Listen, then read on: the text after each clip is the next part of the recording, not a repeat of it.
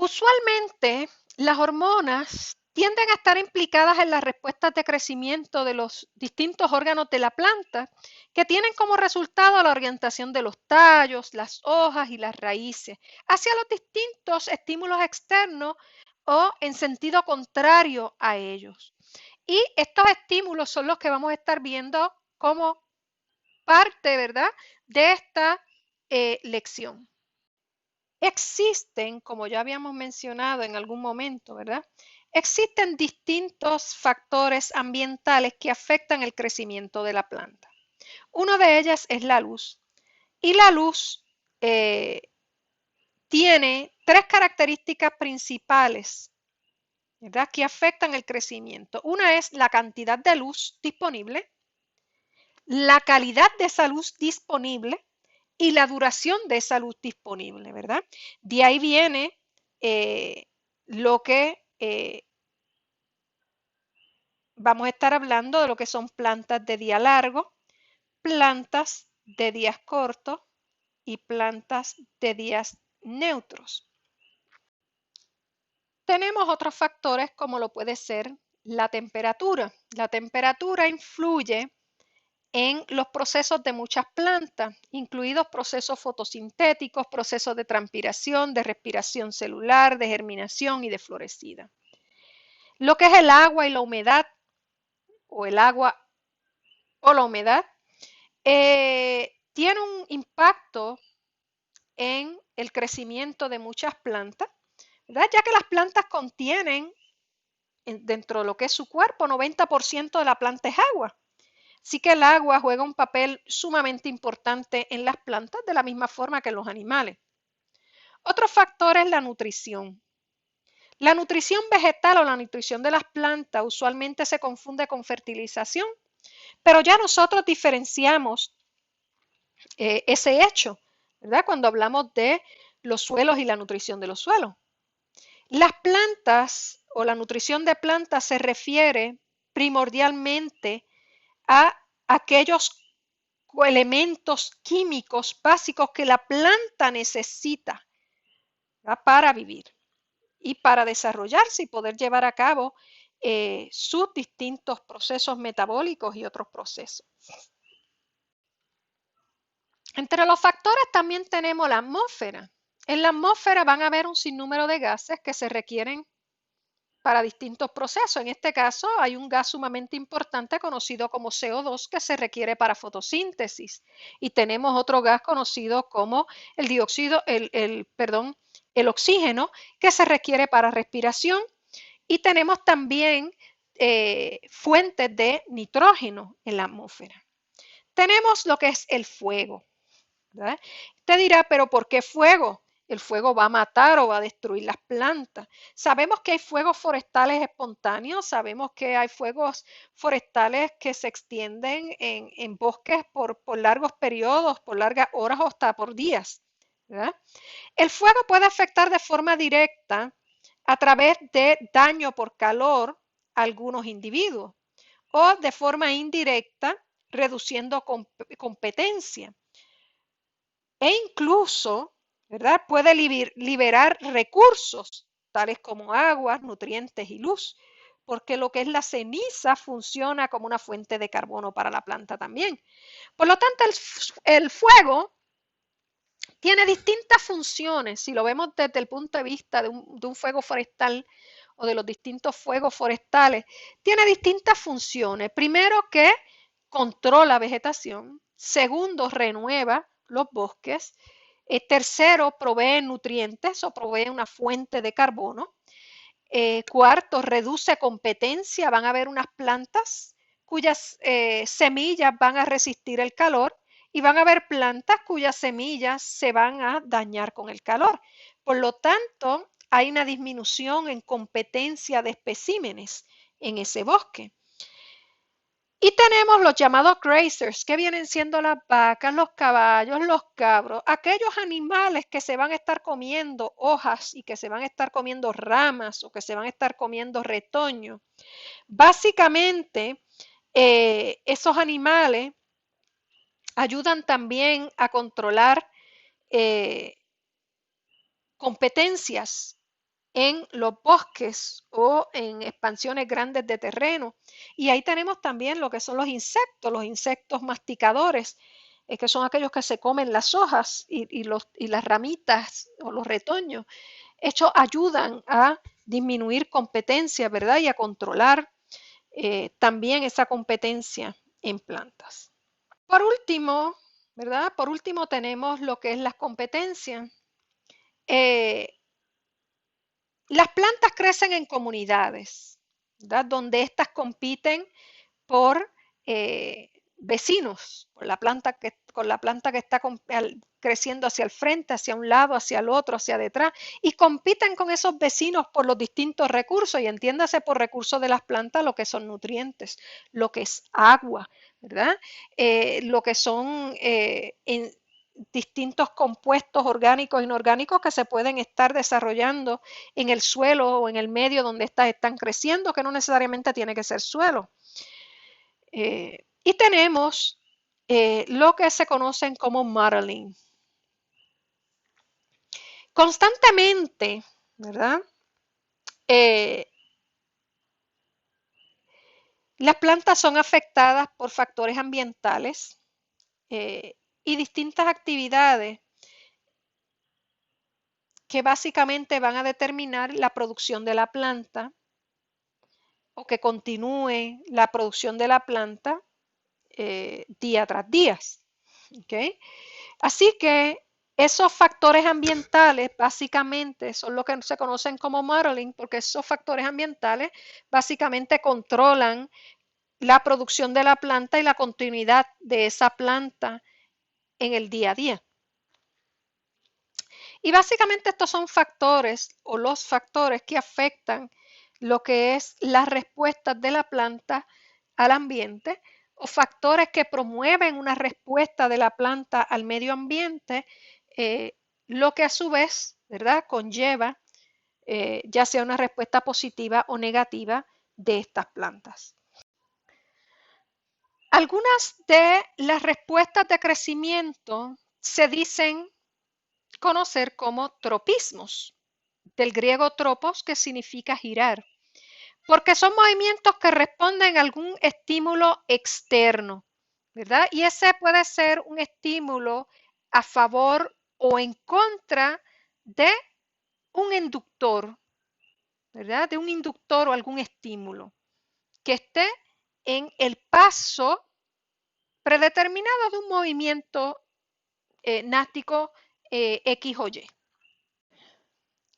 Para poder determinar en qué estación del año se encuentran las plantas de regiones templadas reconocen muchas señales medioambientales, pero suelen confiar especialmente en los cambios que detectan en el fotoperiodo, ¿verdad? Que es la duración relativa del día y la noche. Y esta respuesta a la duración relativa del día y la noche es lo que nosotros le conocemos como fotoperiodismo o fotoperiodicidad.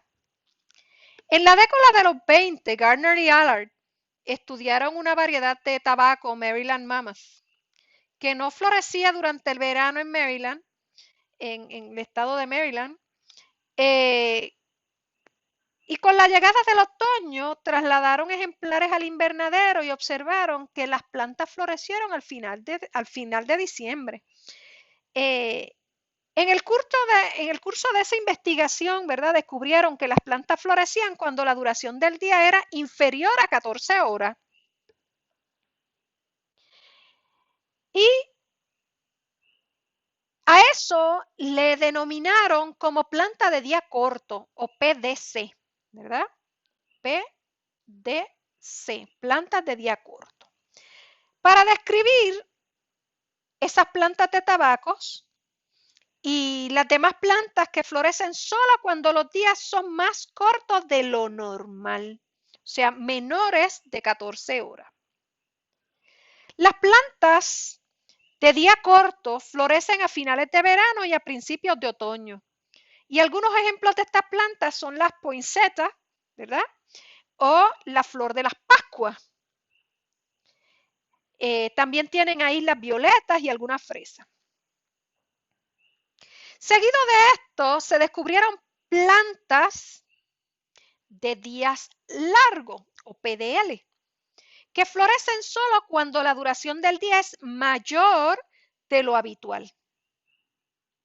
Y las plantas de día largo florecen a finales de primavera o principios de verano.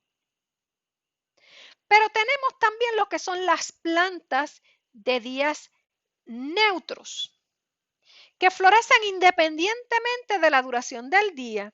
Y algunos ejemplos son las alegrías, el maíz, ¿verdad? Y durante la década del 40, algunos investigadores descubrieron que en realidad las plantas miden la duración de la noche y no del día. Así que sería más acertado llamar a una planta de día largo planta de noche corta y a una planta de día corto planta de noche larga. Pero la terminología anteriormente señalada ya se había establecido. Así que, en resumen, las plantas miden la duración de la noche y no la duración del día, ¿verdad?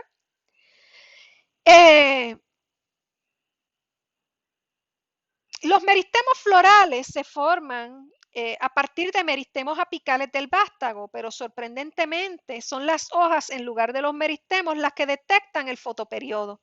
Y este hecho se descubrió al cubrir de manera selectiva una parte de la planta mientras se exponía el resto de la planta a la luz. Y en respuesta al fotoperiodo inductor, la hoja produce una sustancia que viaja en sentido ascendente por el tallo hasta el meristemo apical y promueve la floración. Una hoja inducida puede retirarse de la planta o injertarse, ¿verdad? Y esto durante unos cuantos días en una serie de plantas que no han sido inducidas a la floración. La hoja inducida continúa estimulando la floración durante unos días y puede incluso originarla en varias de las plantas huésped. La sustancia hipotética que promueve la floración no ha sido identificada, pero se le ha dado el nombre de florígeno. ¿Okay?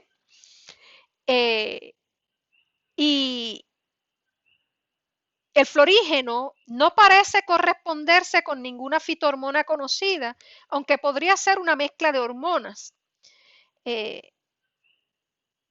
Aunque se han hecho múltiples intentos, ¿verdad? No se ha podido aislar ningún compuesto que actúe como un florígeno, lo que seguramente o muy probablemente denote que el florígeno se descompone fácilmente durante la extracción o que solo es activa en cantidades extremadamente pequeñas. El valor económico del florígeno no aislado sería inmenso si se pudiese aislar.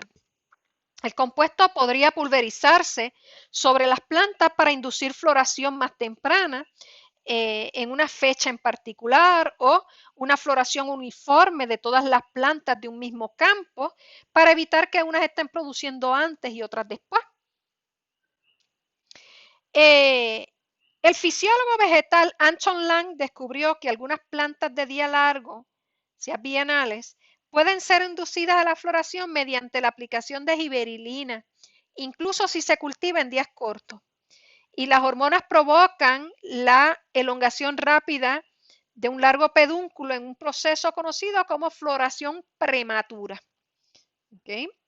Y descubrieron que las plantas de día largo producían inhibidores de floración que pueden ser transpuestos mediante injertos u otras plantas. De otra parte, ¿verdad? No hallaron indicio alguno de inhibidores de flores en las hojas de las plantas de día corto. Así que el florígeno o un aspecto del mismo en algunas plantas podría estar relacionado con la desaparición de un inhibidor cuando tiene lugar un fotoperiodo inductor. ¿Okay?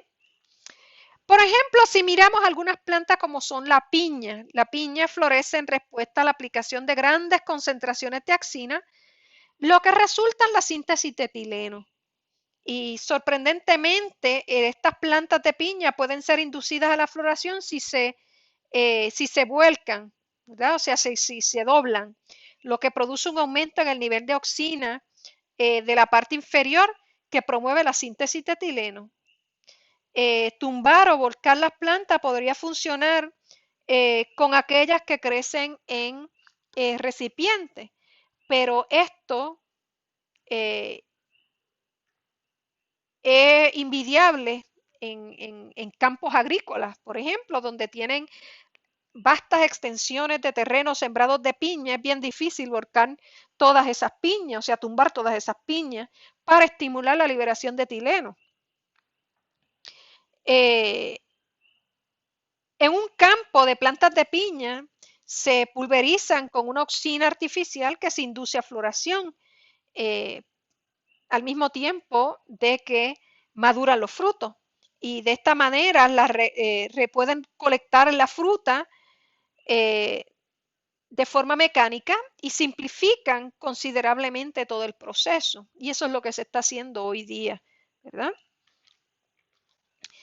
Así que básicamente eso es lo que hablamos aquí, ¿verdad? De estos fitocromos rojo lejano, ¿verdad? Y cómo uno induce al otro, ¿verdad? Y viceversa.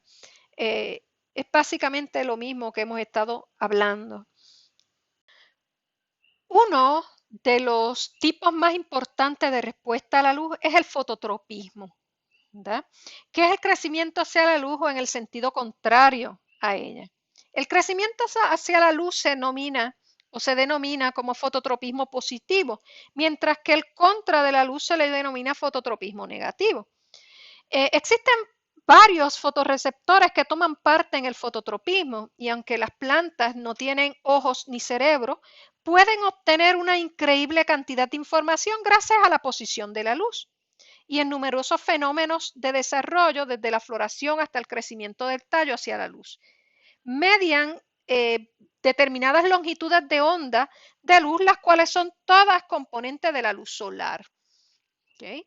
Veamos aquí de forma resumida un momentito. Aquí tenemos un ápice donde tenemos hormona auxina. Esto es una planta normal donde el sol está posicionado, ¿verdad? Casi directamente sobre la planta y durante este tiempo la auxina, que vienen siendo los puntitos rosados que estén ahí, ¿verdad? Está justo sobre ese ápice. Acá tenemos que el sol ya no está justo sobre, sino que está dando hacia un lado, ¿verdad? En ángulo. Así que ese reposicionamiento del sol causa que la auxina se mueva hacia el lado opuesto y se concentre más en ese lado. Esa sobrecarga de auxina causa que se comience a elongar ese tallo, ¿verdad? Y el tallo comienza entonces a elongarse a favor de esa luz solar, ¿verdad? Tratando de posicionarse justo debajo del sol. Si el sol se mueve hacia el otro lado, ¿verdad? Entonces va a ocurrir lo opuesto, ¿verdad? Estas auxinas se van a concentrar hacia el lado opuesto y comienza entonces la planta a elongarse hacia el lado opuesto. ¿Está bien? Así que ocurre lo mismo. Así que mencionamos que todo esto son componentes de luz solar. La absorción de la luz azul determina el crecimiento del tallo hacia la luz y la apertura de los estomas. Y esto lo vemos en fotosíntesis, cuando vimos el espectro de acción para el fototropismo, ¿verdad? En este caso fototropismo, pero lo vimos el espectro de luz para fotosíntesis. Vimos que habían dos picos de crecimiento, uno sobre la luz roja y uno sobre la luz azul. Así que la absorción de luz azul determina el crecimiento del tallo hacia la luz y la apertura de los estomas, regulando así un número de fenómenos de desarrollo en las plantas. Y tenemos que la absorción de luz roja y de luz roja lejana indica cuándo tendrá lugar la germinación de la semilla y el crecimiento del tallo y la raíz y también la floración, ¿verdad? Así que la luz controla muchos fenómenos de desarrollo, desde la floración a la elongación del tallo, y los efectos de la luz en el crecimiento y desarrollo de las plantas se conoce como fotomorfogénesis. En el caso de la luz roja y la roja lejana, El fotorreceptor que absorbe la luz y el responsable de los efectos de desarrollo se denomina fitocromo.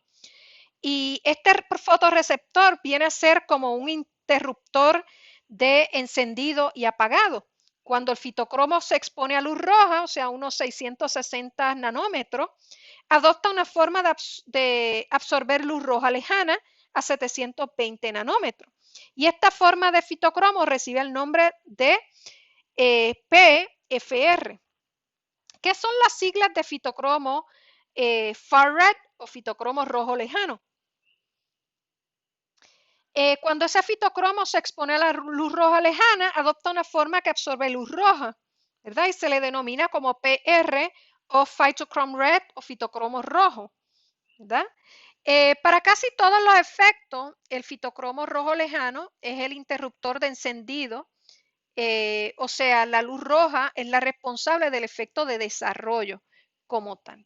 Así que el fitocromo se descubrió como resultado de unos estudios sobre la germinación de semillas, donde algunas plantas producen semillas fotoblásticas, lo que quiere decir que necesitan ser activadas por luz. Y el fotoblastismo en las semillas de plantas que crecen al sol, como algunos tipos de lechugas, por ejemplo, suelen responder a la luz roja como tal. Y la luz solar contiene tanta luz roja como luz roja lejana, pero sobre todo es fuente de luz roja. Y en las semillas de plantas que crecen en la sombra, como la facelia, se necesita luz roja lejana para romper el fotoblastismo como tal. Otros estímulos medioambientales, ¿verdad? Es lo que nosotros conocemos como el gravitropismo. El crecimiento a favor de la gravedad o en contra de ella es lo que nosotros llamamos como gravitropismo. Cuando una raíz crece a favor de la gravedad, su crecimiento se le conoce como gravitropismo positivo. Así que las raíces tienen una respuesta positiva a la gravedad, mientras que lo que es el ápice vegetal, el meristemo apical del tallo, tiene un gravitropismo negativo, ¿verdad? Actualmente existen dos hipótesis que intentan explicar cómo responden las plantas a la gravedad. Una de estas hipótesis atribuye el gravitropismo a unos plastidios especializados denominados estatolitos, que están llenos de densos granos de almidón y que se localizan en las células de la caliptra. Si estas células mueren, el gravitropismo desciende de forma acentuada. Debido a su densidad, los estatolitos se establecen en el fondo de la célula y de ese modo identifican la dirección de la gravedad para la planta. La auxina es transportada a la parte inferior gravitacional de la raíz, donde reprime el crecimiento, ¿verdad? Y eso es lo que se está viendo ahí. Lo que permite a la parte superior de la raíz crecer, resultando en curvatura descendiente. En los tallos, los estatolitos de las células del córtex y de la epidermis reciben la gravedad y responden de manera similar, provocando elongación celular en la parte inferior, resultando en una curvatura ascendente. Con todo esto, ¿verdad? La segunda hipótesis, conocida como la hipótesis de presión gravitacional, afirma que la gravedad empuja las proteínas a la membrana plasmática superior y añade presión a las proteínas en la membrana plasmática inferior, lo que permite a la planta distinguir entre las membranas superiores e inferiores. Por ejemplo, las proteínas denominadas integrinas, presentes tanto en animales como en plantas, conectan la parte externa de la membrana celular al citoesqueleto interno. Las integrinas fueron descubiertas hace muy poco y se localizan en las membranas de los estatolitos y también pueden aparecer en las membranas plasmáticas.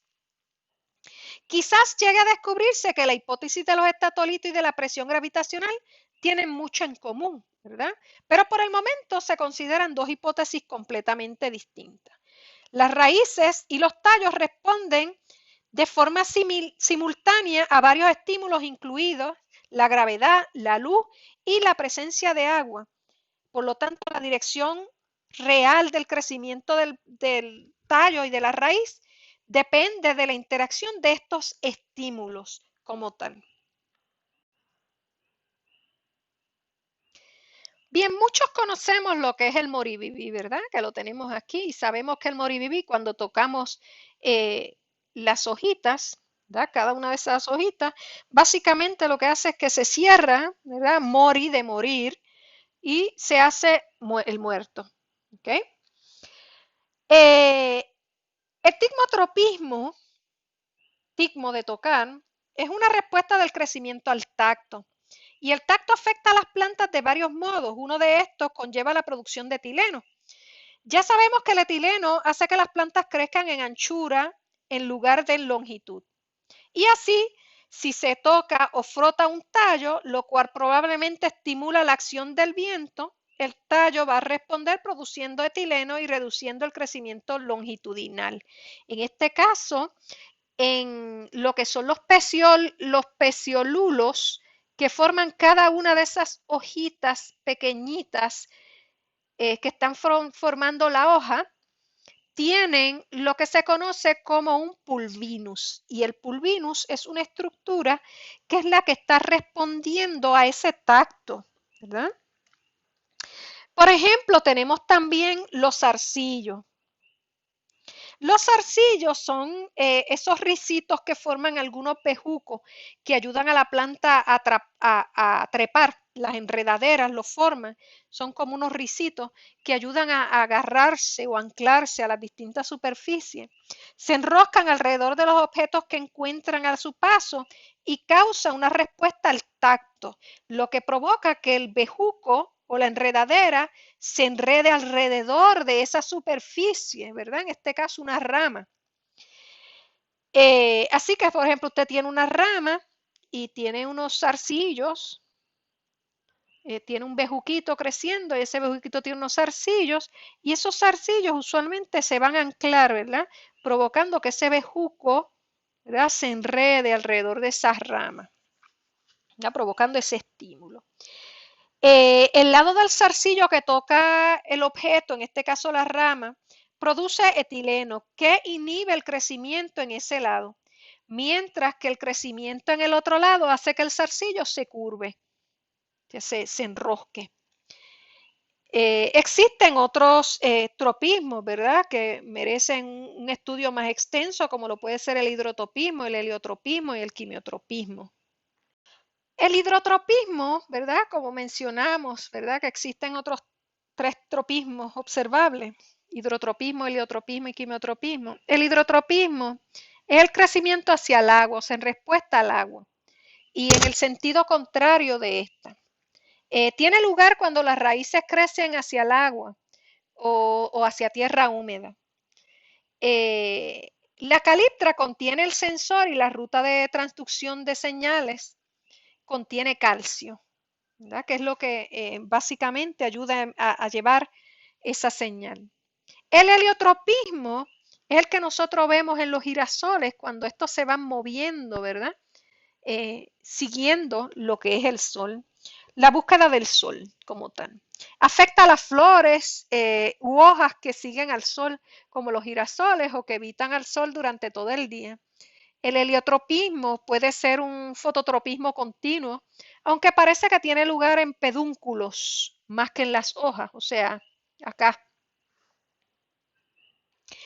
eh, ya que no va a crecer más y puede originar una pérdida de turgencia en la parte del tallo que está a la sombra.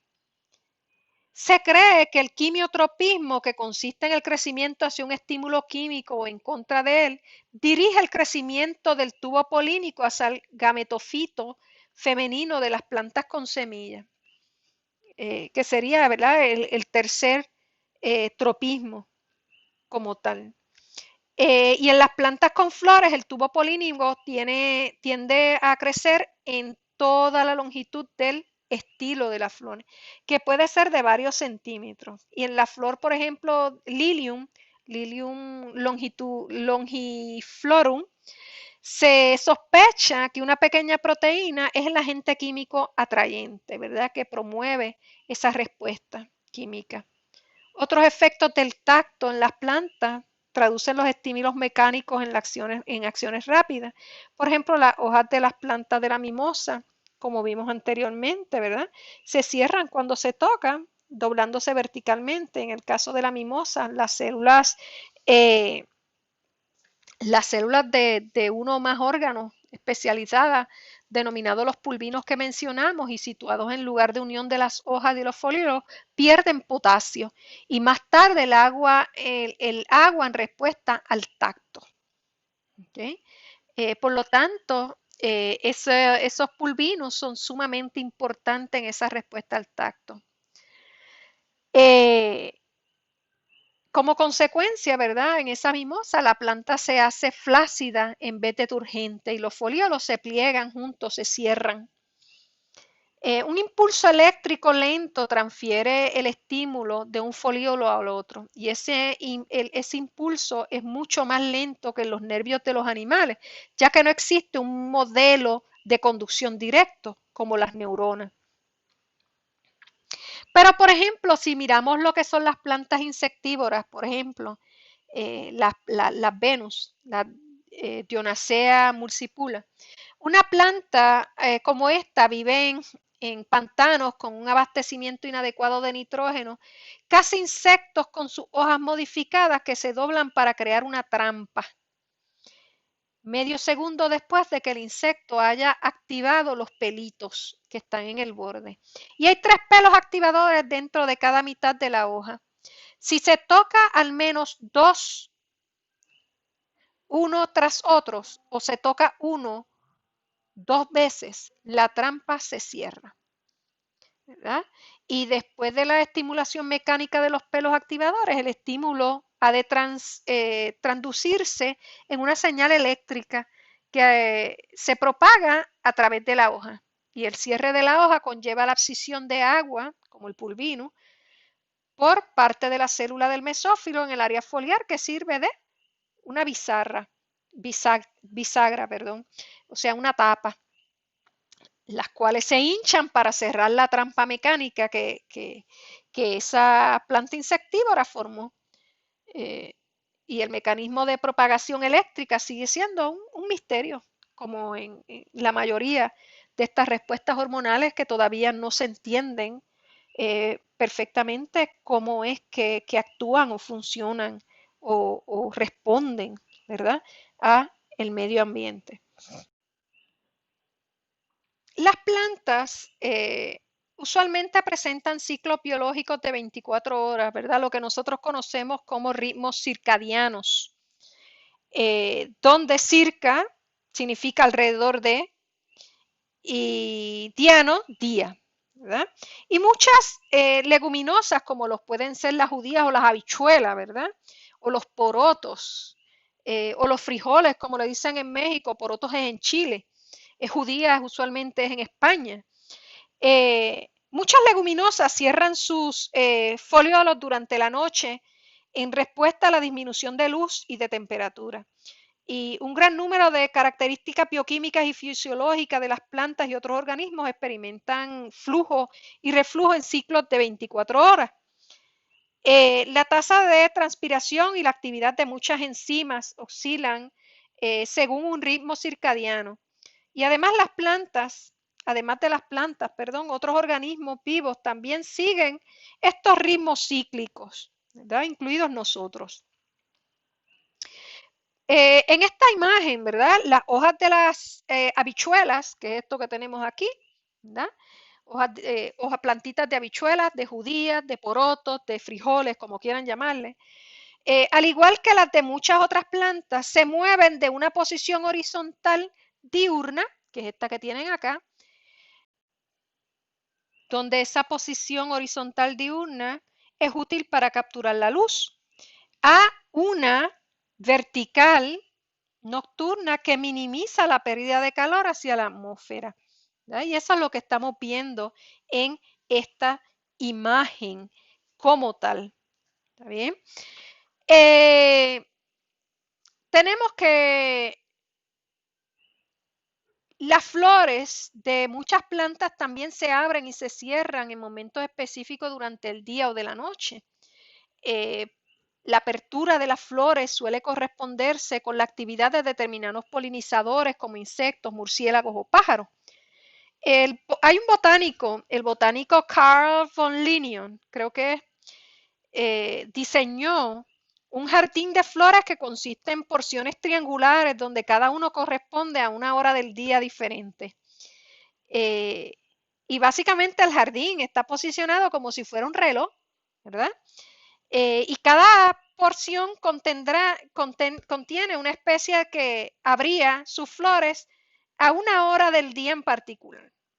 Teóricamente, una persona podría determinar la hora observando qué plantas abrían o cerraban sus flores, ¿verdad? Porque estaban posicionadas como si fuera un reloj. Habían unas plantas que florecían específicamente de 1 a 2, otras plantas que florecían específicamente de 2 a 3 y así sucesivamente.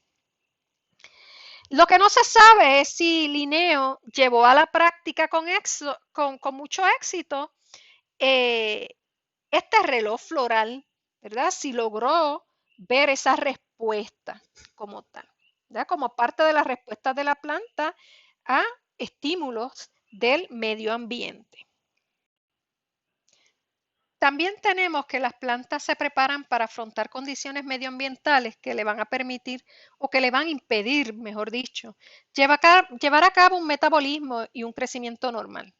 ¿Okay?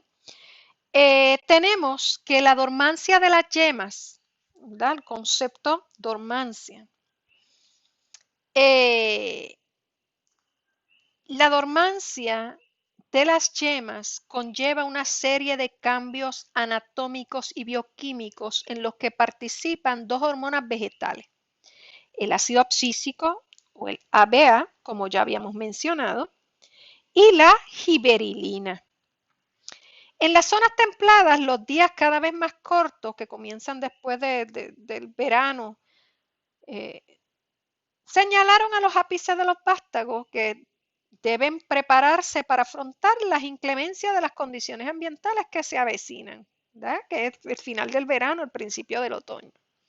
Y en las zonas tropicales en las que alternan las estaciones húmedas y las secas, la falta de agua indica a la planta que tiene que emprender preparativos similares, los preparativos conocidos como aclimatización, y comienzan en las zonas templadas antes del otoño y suponen la producción de escamas que protegen las yemas.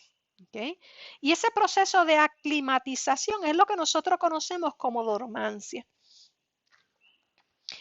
Las escamas ayudan a aislar las yemas y a protegerlas de secarse, ¿verdad? De deshidratarse.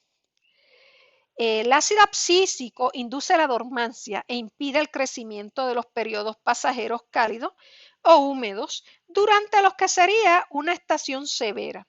En muchos casos, el frío o la sequía ayudan a romper el estado de dormancia mediante la destrucción gradual del ácido abscísico o el ABA y la síntesis de la giberilina en respuesta a los días de primavera más largos y cálidos o a los días más húmedos de las estaciones de lluvia, también ayuda a romper el estado de dormancia.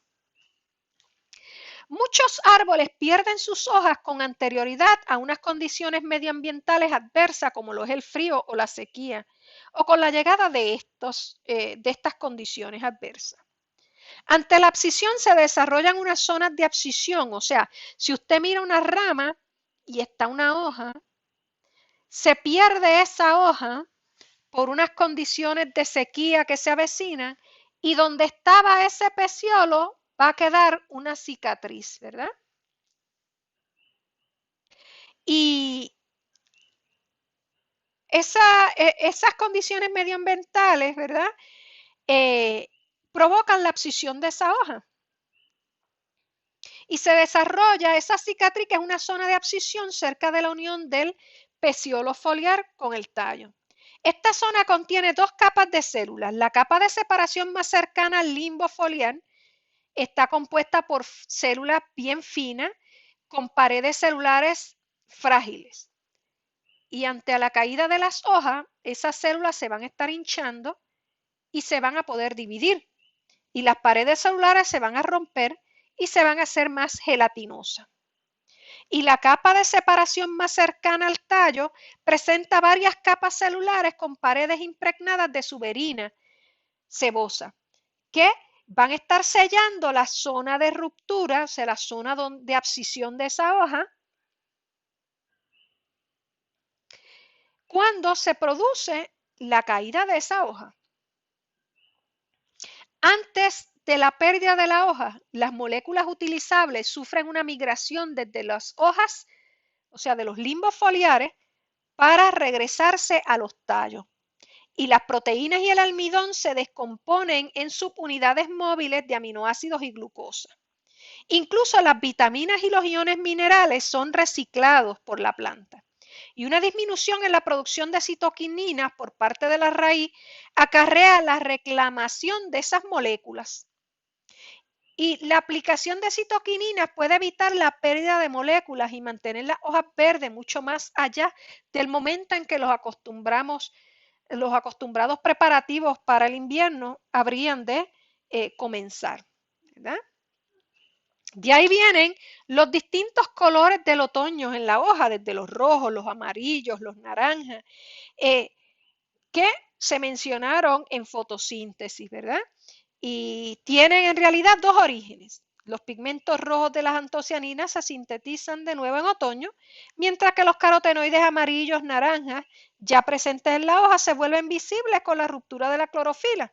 ¿Por qué? Porque la clorofila, cuando está activa, es un pigmento dominante. Una vez se degrada esa clorofila, los pigmentos que predominan son los carotenoides. A medida que se van degradando los carotenoides, pues entonces se hacen visibles las xantofilas, que son los amarillos, y son menos dominantes que los carotenoides, y así sucesivamente hasta que llegamos a los pardos y a los marrones. A los pardos o marrones, perdón.